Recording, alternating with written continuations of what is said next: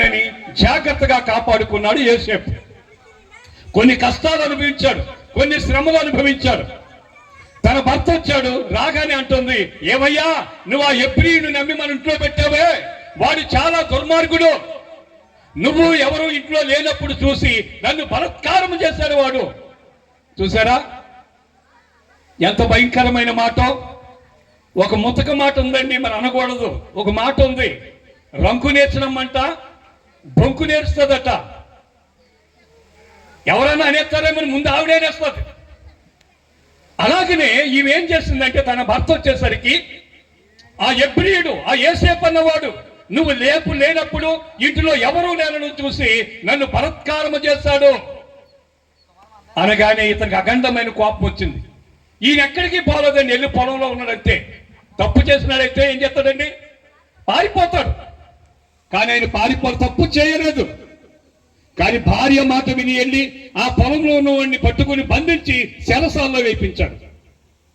కానీ వాక్యం అంటుంది 21వ వచనంలో, చెరసాలలో కూడా దేవుడు యోసేపుకి తోడై ఉన్నాడు. ప్రియులారా, మనం నీతిగా నిజాయితీగా బ్రతికితే మన కష్టాలు వచ్చినా ఆ కష్టాల నుండి తప్పించడానికి మన దేవుడు సమర్థుడు. నీతిగా బ్రతికినటువంటి వారి కష్టాలు వస్తాయి, శ్రమలు వస్తాయి, బాధలు వస్తాయి, కానీ వాటన్నిటిలో దేవుడు మనకు తోడుగా ఉంటాడు. వాక్యం అంటుంది, నీతిమంతుడంట 7 మార్లు పడిపోయినా తిరిగి లేస్తాడట. అలాగే నీతిమంతుడైనటువంటి యోసేపు చెరసాలలో ఉంటే దేవుడి చెరసాల అధిపతికి అధికారం ఇచ్చి ఆ యోసేపును కాపాడుకునేటట్టు అక్కడ కూడా అతనికి ఒక ఆధిక్యతనిచ్చినట్లుగా మనం చూస్తూ ఉన్నాం. అలాగనే తన కష్టాలు తీరిపోయేటువంటి ఒక రోజు వచ్చింది. దేవుడు ఎప్పుడు కూడా మన కష్టాల్లో విడిచిపెట్టడు. సహించిన వాడు ధన్యుడట. యోసేపు సహించుకున్నాడు.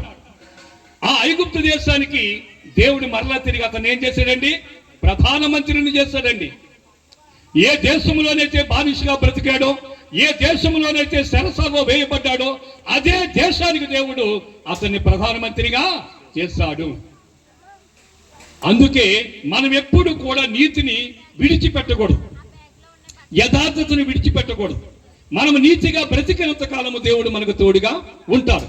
తన యవ్వన ప్రాయాన్ని జాగ్రత్తగా కాపాడుకున్నాడు. ఎవరు? యోసేపు.